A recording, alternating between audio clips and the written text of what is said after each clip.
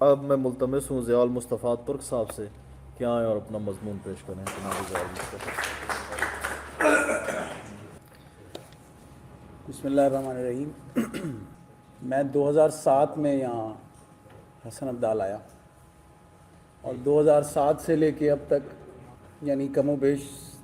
16-17 سال ہو رہے ہیں کہ میرا یہاں کے ادبی حلقے کے دوستوں سے احباب سے مستقل رابطہ رہا۔ تخلیقی ادب بھی ان میں سے ایک ہے، ان دو حلقوں میں سے جہاں میرا بہت سارا وقت گزرا۔ درمیان میں ایک ٹینیور تو ایسا تھا کہ جس میں میں بہت زیادہ یہاں ریگولر آتا جاتا رہا۔ سریر خامہ واہ کا دوسرا حلقہ ہے جہاں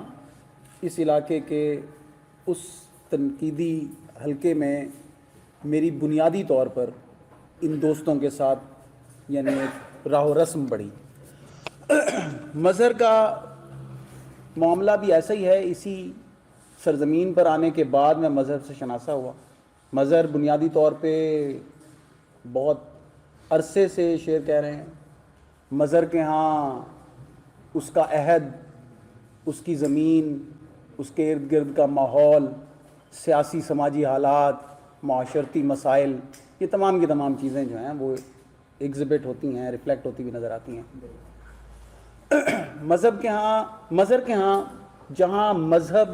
سماج معاشرت کے ساتھ ایک رابطہ اور ایک سمجھنے کا عمل ہے مسلسل، وہ ریفلیکٹ ہو رہا ہے۔ اس کے ساتھ ساتھ اس کے ہاں یہ بھی معلوم پڑتا ہے کہ وہ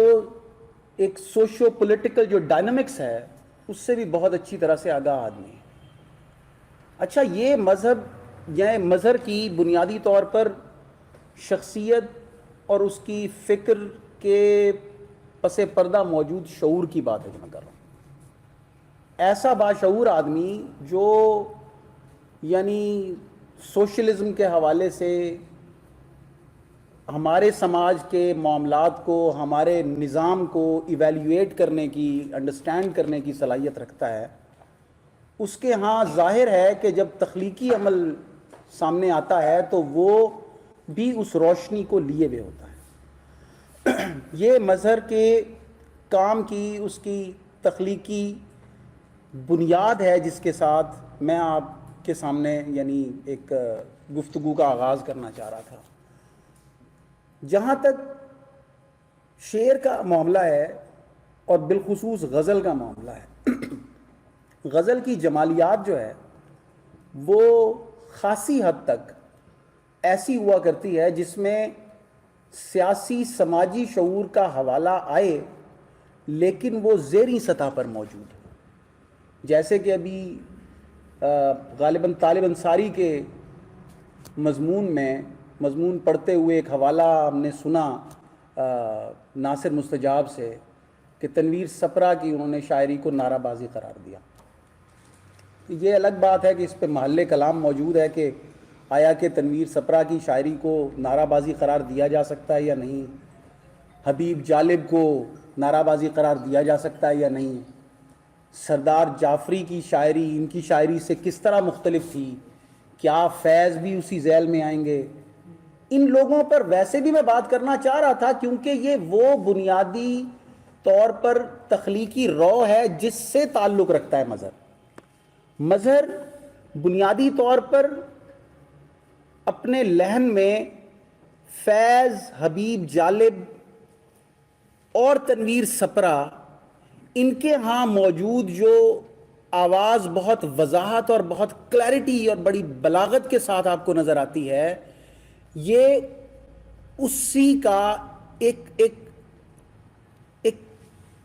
آمیزہ ہے جو ان کے ہاں کسی اور طرح سے ظاہر ہوتا ہے۔ اس کی ظاہر ہے جمالیات فیض کی جمالیات سے مختلف ہے، حبیب جالب کے ہاں جو اظہار ہے اس سے مختلف ہے، تنویر سپرا کے ہاں جو بات ہے اس سے مختلف ہے۔ یہاں میں یہ ضرور سمجھتا ہوں کہ جو طالب انصاری صاحب کا یہ فقرہ ہے تنویر سپرا کی شاعری کو نعرہ بازی قرار دے دینا، یہ بہت جلدی میں انہوں نے ایک سویپنگ سٹیٹمنٹ دے دی۔ بنیادی طور پر جو ایسی سماجیات ہے جو صنعتی عہد سے تعلق رکھتی ہے، جس میں ریفلیکٹ ہوتا ہے کام شمشیر حیدر کا بھی، اس میں موجود ہوتے ہوئے بھی مظہر کا کام اسی روایت کا حصہ ہوتے ہوئے بھی اپنے آپ میں مختلف اس بنیاد پر ہے کہ مظہر کی لفظیات غزل کی جمالیات سے تعلق رکھنے والے وہ لوگ جن میں ثروت ہے، جن میں خود ناصر ہے، جس میں شکیب ہے، جس میں افضال احمد سید اور بعد کی ایک بہت بڑی اقلیم ہے تخلیق کی جو اس میں کام کر رہی ہے، ان کے ساتھ اس کا ربط ضبط زیادہ ہے۔ اچھا، یہاں پہ یہ بات بھی ذہن میں آپ کے رہے کہ میں یہ بات کیوں کر رہا ہوں کہ مظہر جو ہے وہ اس روایت کا حصہ ہے کسی نہ کسی طور پر۔ وہ یقینی طور پر اس کی بنیاد، اس کے بنیادی سبب یہ ہے کہ مظہر کے ہاں جو بات فکر کے جس شعوری سطح کے ساتھ سامنے آتی ہے وہ فکر سیاسی سماجی شعور، سیاسی سماجی ادراک اور اس کلیرٹی سے جنم لی ہوئی ہے۔ اچھا، یہ اپنی لفظیات کی وجہ سے مظہر جڑتا ہے ان لوگوں سے جو ثروت، ناصر، شکیب کا علاقہ ہے۔ ادروائز فکری سطح پہ یہ وہیں کھڑا ہوا ہے جہاں تنویر سپرا، حبیب جالب جیسے لوگ کھڑے ہوئے تھے، جہاں ہمارے علاقے کا ایک شخص، ایک بڑا قداور آدمی علی مطہر اشر کھڑا ہوا تھا۔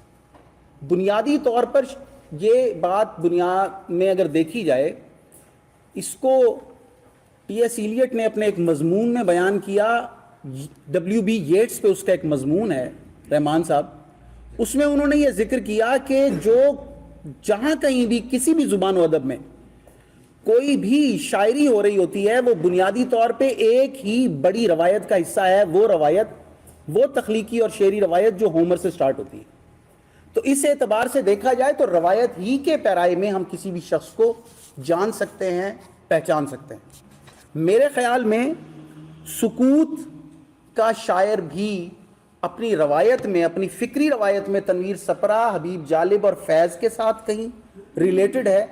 جبکہ اپنی لفظیات میں اور اپنی جمالیات میں، اپنی ڈکشن میں وہ ریلیٹ ہوتا ہے ثروت سے، شکیب سے اور ان لوگوں سے جو ہمارے عہد کے، ہمارے اس سرزمین، اس خطے کے علی مطہر اشر جیسے لوگوں کے ساتھ جڑی ہوئی روایت ہے۔ اچھا، یہاں میں یہ واضح کر دوں کہ میری رائے میں مظہر جو ہیں، میں ان پر گفتگو کرنے کے لیے، جو اپنا اظہار خیال کرنے کے لیے آیا ہوں، وہ ہرگز بھی تبریک اور تحسین نہیں ہے۔ میں تبریک اور تحسین کا لفظ صاحب تبریک اور تحسین کے طور پر استعمال نہیں کر سکتا۔ اس علاقے میں موجود جو شعری روایت ہے اس کے لیے تبریک اور تحسین ہے کہ اس میں جہاں شمشیر حیدر، شہزاد عادل، علی مطہر اشر صاحب جیسے لوگ پیدا ہوئے ہیں، جہاں رؤف امیر رہا ہے، جہاں مبارک شاہ رہا ہے، وہاں سکوت جیسی کتاب بھی سامنے آئی ہے۔ یہ اس علاقے اور اس شعری روایت کے لیے تبریک اور تحسین ہے۔ میرا کام بنیادی طور پر شاعر کے ساتھ، شعر کے ساتھ آپ کا تعارف کروانا ہے۔ میں نقد سکوت کے لیے حاضر ہوا ہوں، تبریک سکوت کے لیے حاضر نہیں ہوں۔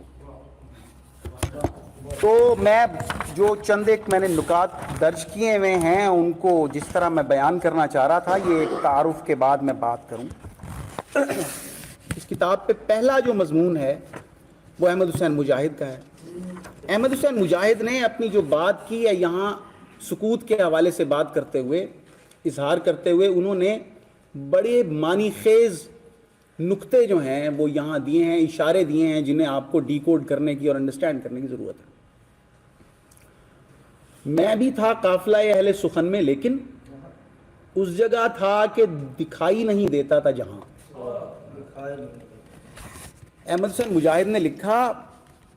دھیان خود بخود ایک پرانی لوک داستان کے اس کردار کی طرف جا نکلا ہے جو مظہر حسین سید کی طرح ایک ایسی جگہ جا کر بیٹھ جاتا ہے جہاں سے وہ کسی کو دکھائی نہیں دیتا، لیکن وہ سب کو دیکھتا اور سب کچھ دیکھتا رہتا ہے، یہاں تک کہ چارسو پھیلے ہوئے اندھیرے میں بھی اس کی نظر اپنے لیے راستہ بنا لیتی ہے۔ ہاتھ کو ہاتھ سجھائی نہیں دیتا تھا جہاں، میں نے دیکھا تھا دکھائی نہیں دیتا تھا جہاں۔ بیان حسن کو حسن بیاں ضروری ہے، کمال فن بھی ہے لازم جمال یار کے ساتھ۔ جو ڈی کوڈ کیا ہے مظہر حسین سید کو احمد حسین مجاہد نے، اور میں اس کو بالکل درست سمجھتا ہوں، اس نے کہا کہ سفاک سچائیوں کے شاعرانہ بیان کا تجمل، تجمل کو جمالیات کہہ لیں آپ، یعنی وہ سچائیاں، وہ سفاک سچائیاں، وہ کروئل ریالٹیز جو ہمارے سوشیو پولیٹیکل سسٹم میں ہمیں ڈے ٹو ڈے افیئرز میں ریفلیکٹ ہوتی ہوئی نظر آتی ہیں۔ اس نے آگے کیا کہا جو کوٹ کیا، عجیب لوگ تھے مردوں سے بات کرتے تھے، جو مر رہے تھے انہیں کوئی پوچھتا نہیں تھا، عجب نہیں ہے کہ پوچھے یہ نسل آئندہ، سنا ہے روشنی ہوتی تھی، روشنی کیا ہے، رات پھیلی تھی تو میں جان گیا تھا مظہر، تیسری نسل ہی اب اس کی سحر دیکھے گی۔ اب دیکھیں یہ جو پہلا شعر میں نے آپ کے سامنے بھی پڑھا ہے، عجیب لوگ تھے مردوں سے بات کرتے تھے، جو مر رہے تھے انہیں کوئی پوچھتا نہیں تھا، یہ شعر یہ واضح کی یہ دے رہا ہے کہ مظہر اس روایت سے تعلق رکھتا ہے جو حبیب جالب کی روایت ہے، جو تنویر سپرا کی روایت ہے، اور وہ نعرے بازی کی روایت کی بات نہیں ہے، نعرے بازی کی روایت نہیں ہے، وہ مزاحمتی شاعری کی روایت ہے جو کہ دنیا کی ایک بڑی شعری روایت ہے۔ عجب نہیں ہے کہ پوچھے یہ نسل آئندہ، سنا ہے روشنی ہوتی تھی، روشنی کیا ہے، یہ شعر بنیادی طور پہ شکیب